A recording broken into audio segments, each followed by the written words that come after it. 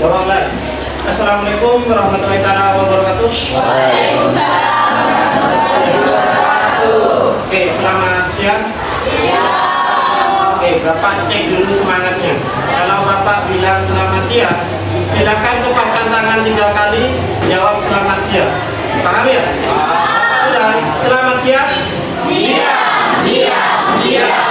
Satu kali lagi dan diakhiri dengan iya ya. Paham? Oke, Bapak ulang. Selamat siang. Siang, siang, siang. Oke, kasih plus untuk kita semua. Perhatikan, Bapak absen dulu. Nah, untuk hari ini ada yang tidak masuk? Ada. Sakira kenapa? Oke, Sakira izin. Oke, kita lanjutkan. Jadi sebelum KBM kita mulai, seperti biasa kita berdoa terlebih dahulu. Hadirin ketua kelas, yuk silakan ke depan pimpin doa.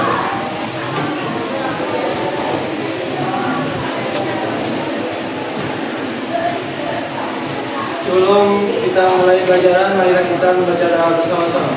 Berdoa dimulai.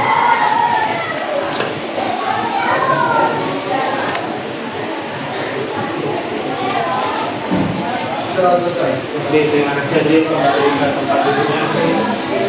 Untuk hari ini kita akan belajar tentang validitas data.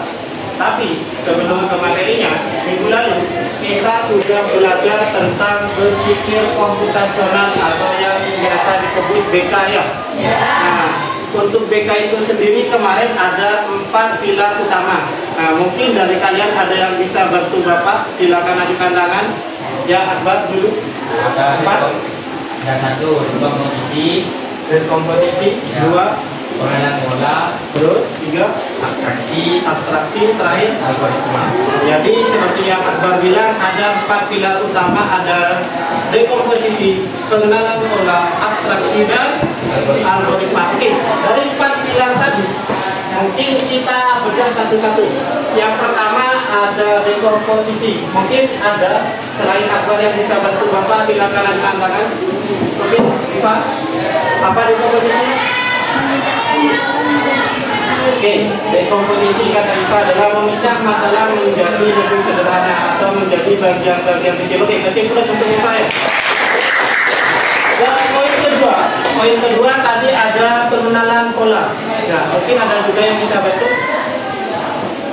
Oke, Rara dulu.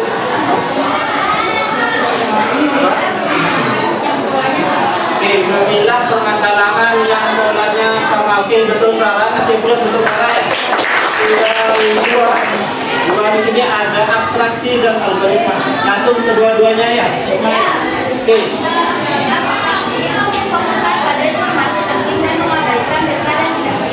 Oke. Yang algoritma merancang langkah-langkah atau fungsi yang terstruktur dan diselesaikan.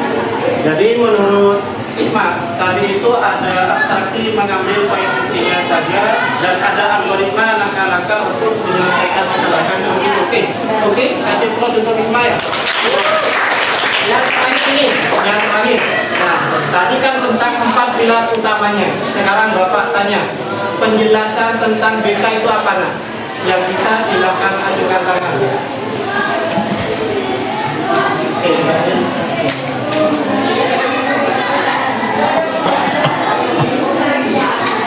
menyelesaikan masalah secara logis dan sistematis. Oke, kasih plus untuk Bapak.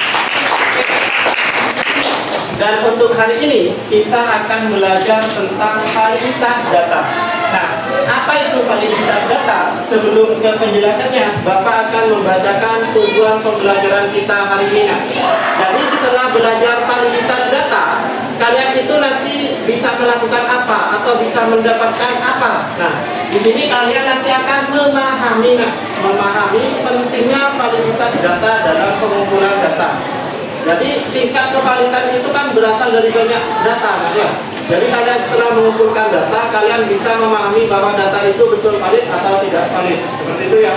Nah, untuk penjelasannya, nah, di sini itu validitas data, ukuran data. Nah, bisa dicek di depan. Ukuran apakah data yang kalian kumpulkan itu benar-benar sesuai. dan tepat untuk menjawab apa yang kalian inginkan. Jadi ukuran apakah data yang kalian kumpulkan itu sudah menjawab dari pertanyaan yang kalian buat, ya kan? Pernah kan kalian mengumpulkan data, misal mencari data yang lagi viral, kalian kan pasti mencari dari banyak referensi, nah. Jadi dikumpulkan dulu, ditentukan dekomposisinya, abstraksinya, pengenalan polanya dan algoritmanya. Setelah itu bisa ditentukan bahwa data itu valid atau tidak. Jadi tujuannya seperti itu nanti ya. Paham sampai sini? Kita lanjutkan. Setelah kalian belajar tentang validitas data, ada juga yang namanya konsep dasarnya. Konsep dasar validitas data itu ada 3. Yang pertama akurasi, keaktualan, dan objektivitas. Akurasi di sini menyajikan informasi yang tepat dan dapat dibuktikan kebenarannya. Jadi kalian itu silahkan cek referensinya itu dari mana. Kedua ada keaktualan. Keaktualan itu adalah waktunya. Ya, kalau kalian biasa melakukan atau searching data, itu kan ada tanggalnya. Nah, kalau kalian mencari data yang valid, konsepnya itu adalah data itu harus aktual, harus terbaru. Yang terakhir ini, objektivitas. Sumber datanya itu tidak ada biasnya, tidak ada keberpihakannya, jadi netral. Jadi berita itu tidak ada yang mengarah ke si A atau ke si B. Sampai sini ada yang mau ditanyakan dari 3 konsep dasar ini? Ya, apa Jeno? Di objektivitas, bagaimana kita menyikapi tentang berita yang kadang memihak pemerintah, kadang juga memihak rakyat kecil, dan bagaimana kita perhatikan. Jadi Januar bertanya, misal ada satu link atau web lah, atau media cetak lah, yang memberitakan bahwa ada keberpihakan atau ada bias di dalamnya. Apakah tanggapan kita selaku masyarakat atau netizen pada umumnya ya? Yang pertama yang harus dilakukan Januar adalah pengumpulan data. Jadi kan validitas data itu mengumpulkan banyak data, bukan cuma satu. Cari berita itu kan pastinya bukan satu saja media cetak yang memberitakan kan? Lebih dari satu. Jadi dicek dulu nah. Misal si A, si B, si C. Nah, apakah satu website itu yang berpihak, apakah kita harus mengambil atau tidak? Maka terserah atau kembali lagi kepada individunya. Contoh yang lagi viral hari ini adalah kemarin tanggal 25 Agustus tentang demo. Betul? Ya kan? Pasti akan ada situs yang pro ke demonya. Betul ya? Ada yang tidak pro. Pasti kan terbelah menjadi 2 kan? Jadi tugas kamu nanti bagaimana kamu itu trik mengumpulkan datanya. Yang satu apakah betul valid atau tidak. Jadi dikumpulkan dulu dari banyak data. Nah, setelah itu kamu simpulkan, oh ternyata ini datanya valid Pak. Maka kamu tinggal mengacu ke yang valid saja. Paham ya? Oke, kita lanjutkan. Nah, kriteria sumber data. Nah, jadi di sini kriteria sumber datanya itu ada 3. Seperti tadi akurasi, yang pertama sumber resmi. Januar tanya tadi, sumber resminya itu bisa banyak yang memberitakan, tapi salah satu ada biasnya. Maka jangan ambil biasnya itu, karena sudah masuk dalam kategori tidak masuk ke 3 konsep tadi. Sudah tidak objektivitas. Nah, yang kedua reputasi penulis. Penulisnya juga harus jelas. Kalau tidak ada penulisnya atau anonim, nah jangan diambil beritanya. Yang terakhir ada referensi lengkap. Seperti di buku kalian, itu kan referensinya pasti lengkap. Ada nama penulisnya, tahun terbitnya. Jika tidak ada hal seperti itu, jangan diambil. Paham ya? Jadi ada 3 kriteria sumber data yang valid. Sampai sini ada yang mau ditanyakan? Tidak ada? Bapak lanjutkan.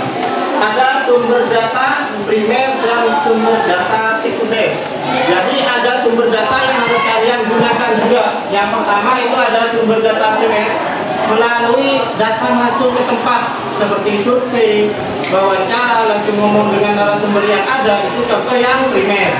Kalau yang sekunder itu seperti di buku kalian. Ya, seperti di media cetak, media online itu masuk dalam kategori sekunder. Jadi ada 2 tipe sumber data. Tadi itu adalah tentang sumber data yang valid.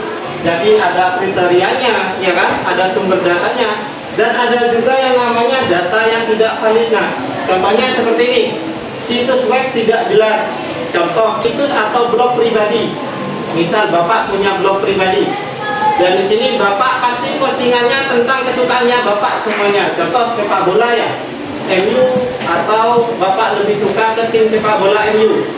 Di dalamnya pasti Bapak itu menaruh bagus-bagusnya timnya Bapak, ya kan?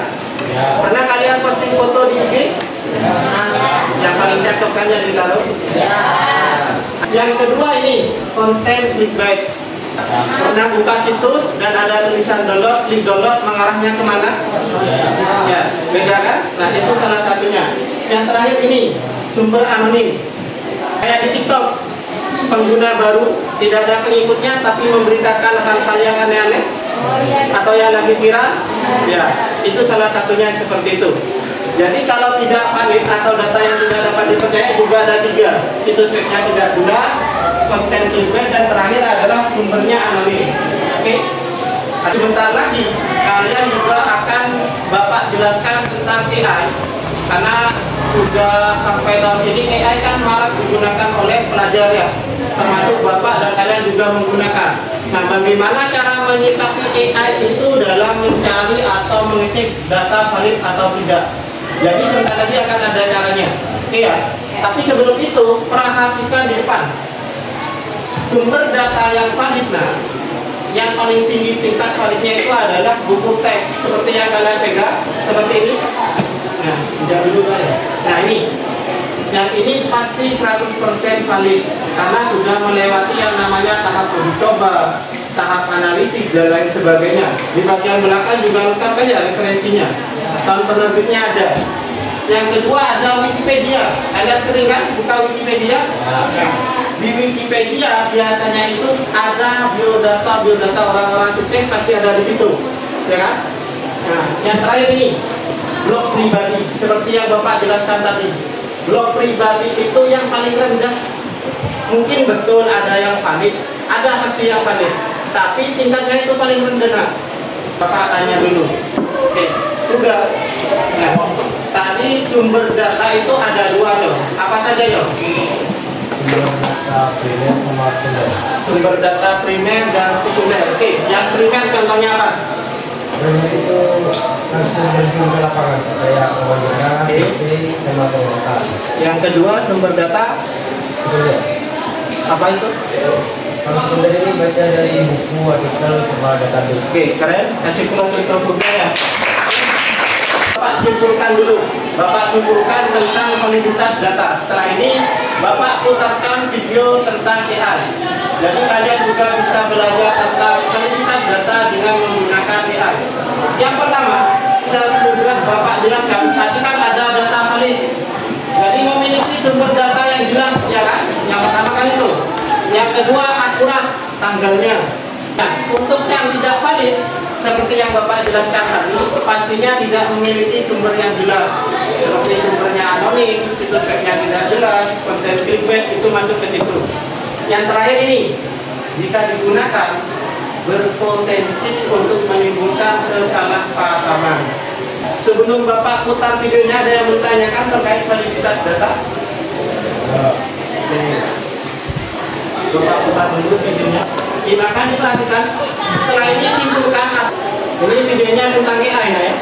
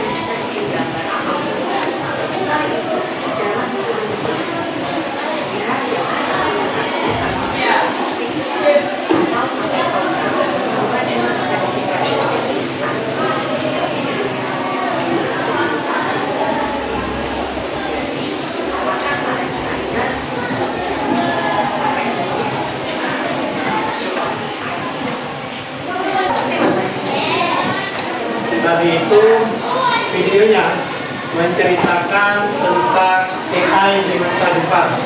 Nah, jadi mungkin dari kalian tadi sudah mengamati kan videonya.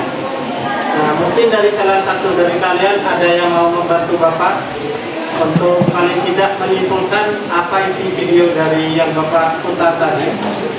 Ya, oke, Naila, suaranya di up.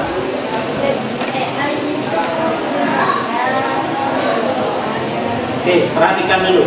Kata Naila, AI itu sangat membantu kita. Oke, dilanjutkan.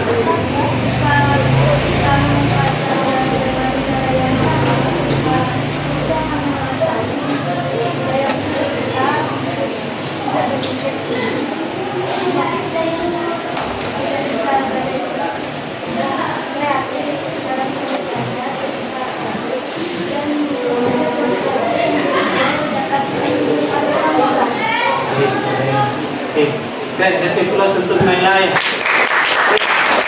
Mungkin ada salah satu dari kalian yang mau menambahkan? Ya, juga. Dari kesimpulan video yang tadi saya lihat, menurut saya AI adalah program yang didesain untuk membantu manusia ke zaman yang lebih canggih. Menggunakan AI dalam menjawab pertanyaan, membuat gambar, dan lain-lain untuk membantu manusia. Tanpa AI juga musisi dan desainer dapat digantikan oleh AI. Jadi pada zaman yang dipenuhi oleh AI, anak muda harus dapat mengimbangi dan menyetarakan dengan AI agar tidak digantikan. Oke, keren. Kesimpulan untuk juga. Pak, simpulkan di video tadi, untuk tahun yang akan datang, AI itu pasti akan marak digunakan oleh kita.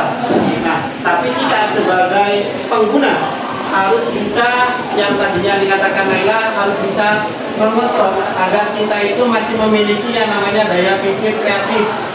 Nah, jadi kalau kita yang sudah kreatif, otomatis AI-nya akan mengikuti kita. AI itu mengikuti perintah dari kalian. Apa yang kalian inginkan tinggal ditulis saja. Kalau kalian sudah menggunakan prompt yang betul, maka otomatis outputnya hasilnya juga bagus. Karena AI itu juga butuh yang namanya dilatih. Karena yang seperti dijelaskan tadi, AI itu adalah kecerdasan buatan, dibuat oleh kita manusia. Dan bagaimana di dalamnya pasti akan ada algoritmanya, ya kan? Ada langkah-langkahnya. Apa saja yang kalian lakukan kalau sudah tidak sesuai dengan algoritma yang ada, pasti AI itu terbatas, nah. Tidak seperti kita manusia. AI itu terbatas hanya dalam ruang lingkup database-nya saja. Kalau kita kan bisa kemana saja kalau manusia kan ya. Jadi apa fungsinya AI di materi kita validitas data hari ini? Nah, tugasnya adalah kalian itu nanti mencari satu, akan Bapak berikan LKPD.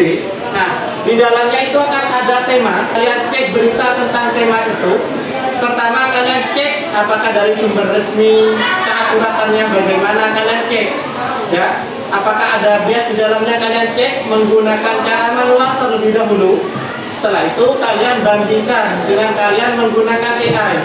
Nah, apakah sama atau perlu dipadukan antara AI dengan pemikiran kelompok kalian nanti? Dan nanti akan dipresentasikan di depan.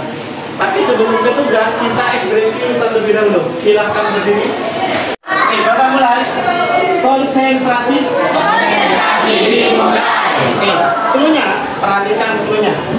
Lakukan apa yang kalian dengar, jangan lakukan apa yang kalian lihat. Jadi perhatikan. Lakukan apa yang kalian dengar, jangan lakukan apa yang kalian lihat. Paham ya? Hidung,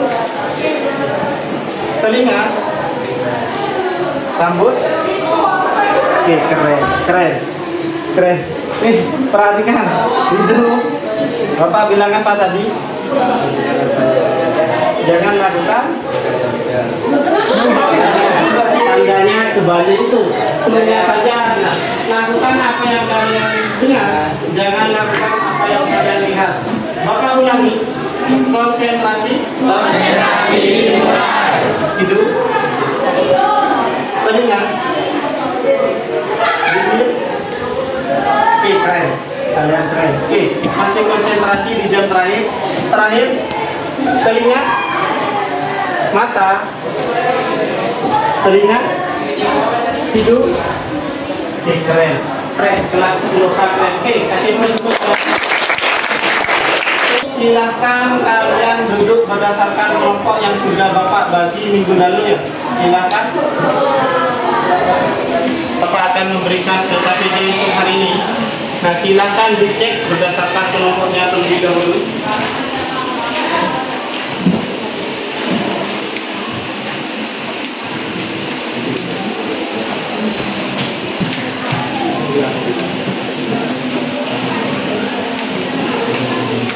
Oke. Dikasih ke kemana dulu? Bapak jelaskan dulu. Nah, di sini tujuan kalian membuat LKPD-nya nanti adalah mempresentasikan atau menyajikan tentang data valid atau tidak valid sesuai dengan tema yang ada di LKPD-nya. Jadi kalian nanti tentukan temanya itu yang kalian pilih valid atau tidak. Ya, Pak. Nah, selanjutnya ini ada penjelasan singkat yang sudah Bapak jelaskan tadi, ada di LKPD juga.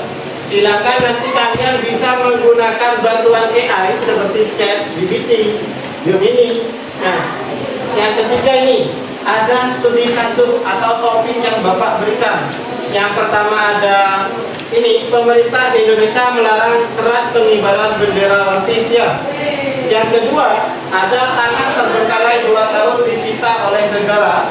Yang ketiga adalah BBM langka di kota Jember. Ada 3 studi kasus, silahkan dipilih berdasarkan kelompok kalian masing-masing. Oke, sampai sini ada yang mau ditanyakan terkait studi kasus? Tidak ada. Oke, tugasnya adalah apa? Tuliskan kriteria berita valid menurut pemahaman kelompok kalian. Seperti yang Bapak jelaskan tadi, sumber resminya dari mana, keaktualannya kapan, dan tidak ada yang namanya objektivitas atau bias di dalamnya. Ya, paham? Nah, yang kedua ini, tuliskan ciri-ciri berita tidak valid kalau beritanya tidak valid dari 3 studi kasus. Kalau kalian pilih 1, misal tentang bendera One Piece, misal tidak valid, maka kalian tuliskan kriterianya.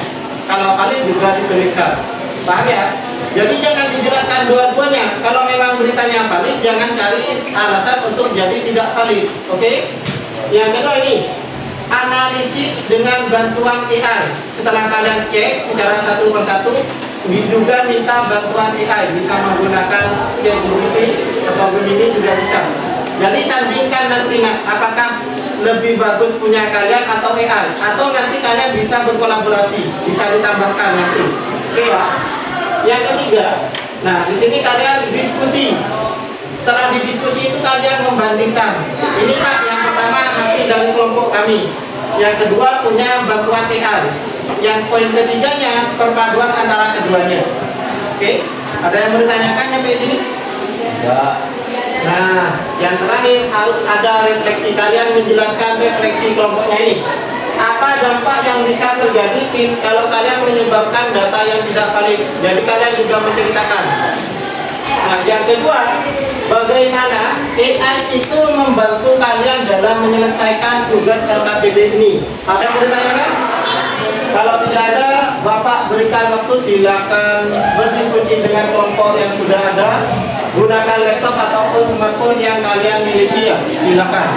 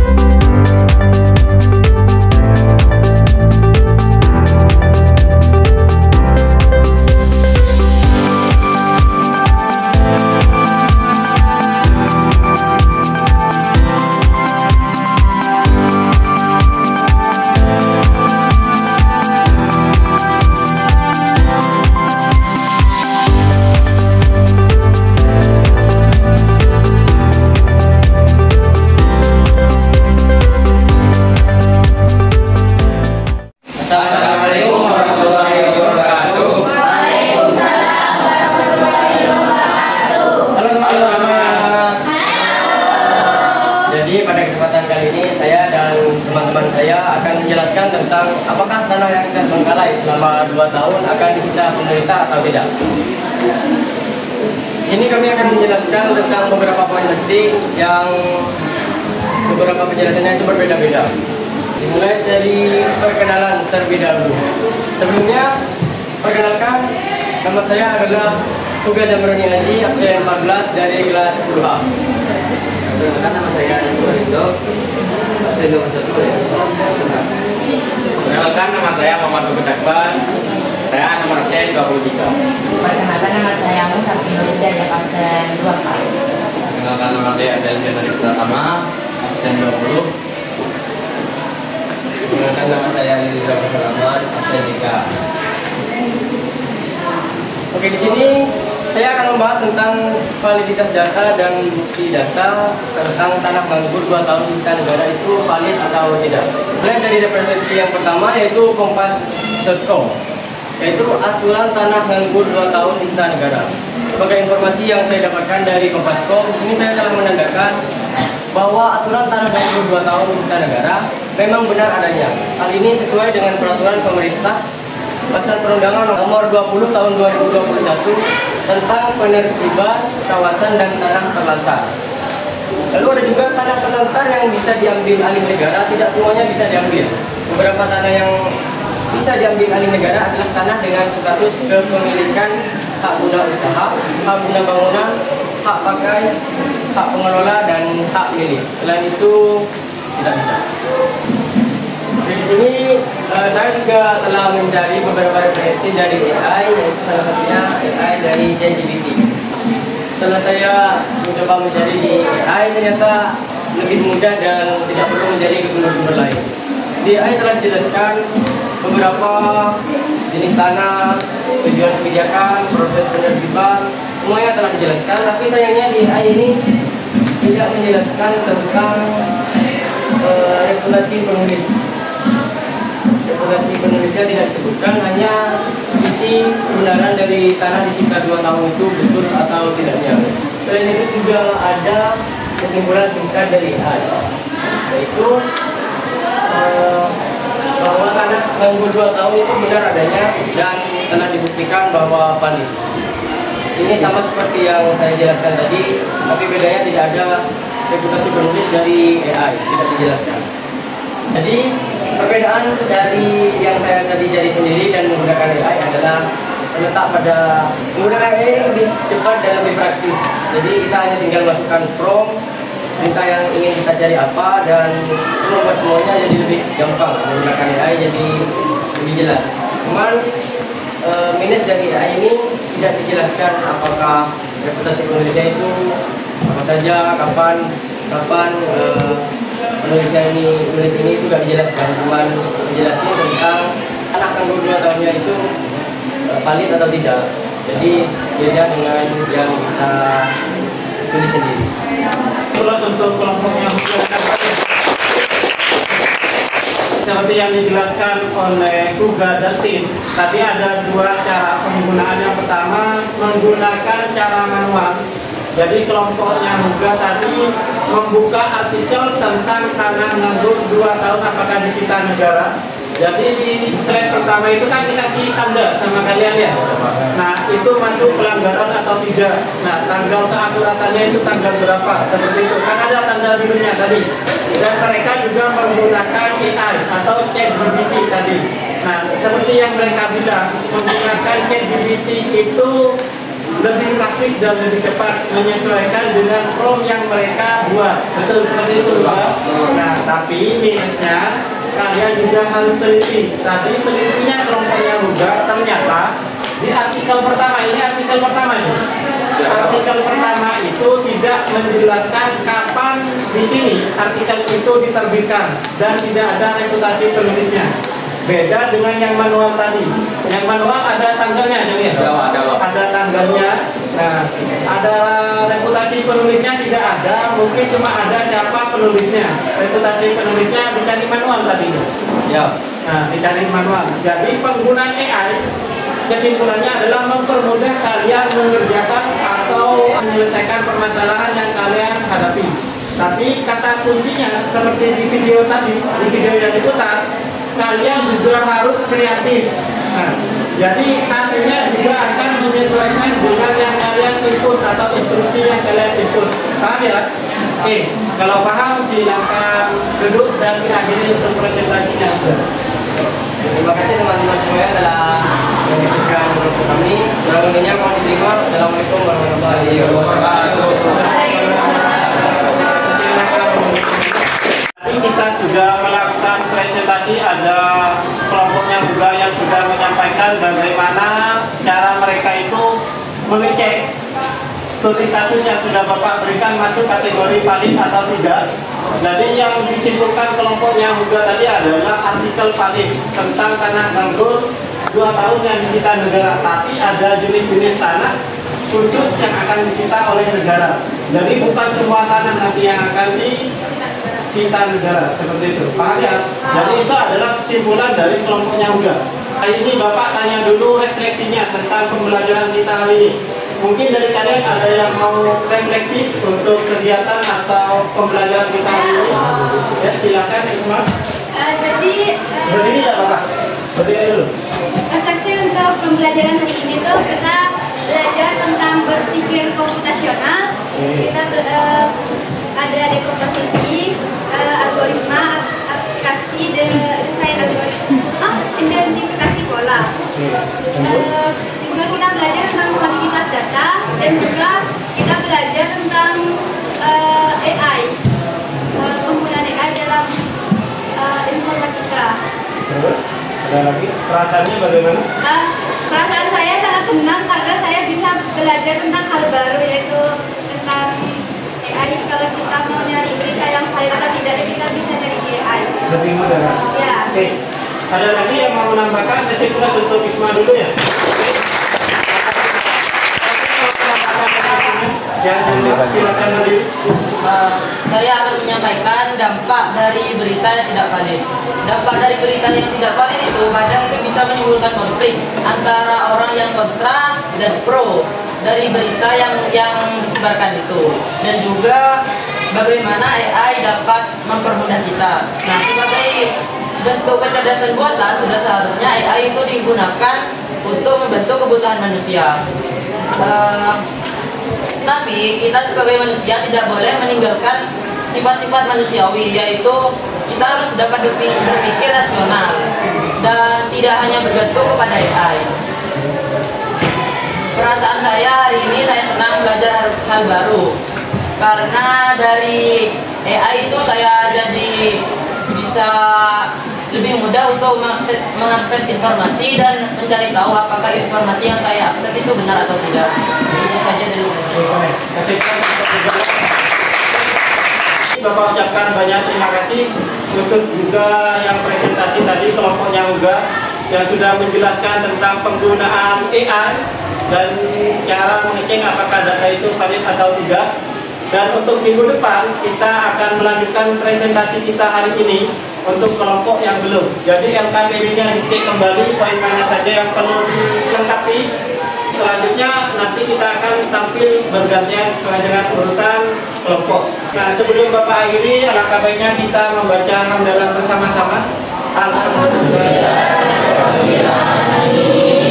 Semoga apa yang kita pelajari hari ini bermanfaat untuk kita semua ya. Amin. Hari ini ada kata-kata dari Bapak. Jika ada tutur kata Bapak yang kurang tepat tadi waktu presentasi atau waktu menjelaskan, Bapak minta maaf dan mohon dibicarakan baik-baik, jangan mencari yang lebih baik saya. Oke, hati-hati di perjalanan pulang, kurang lebihnya Bapak minta maaf. Wassalamualaikum warahmatullahi wabarakatuh.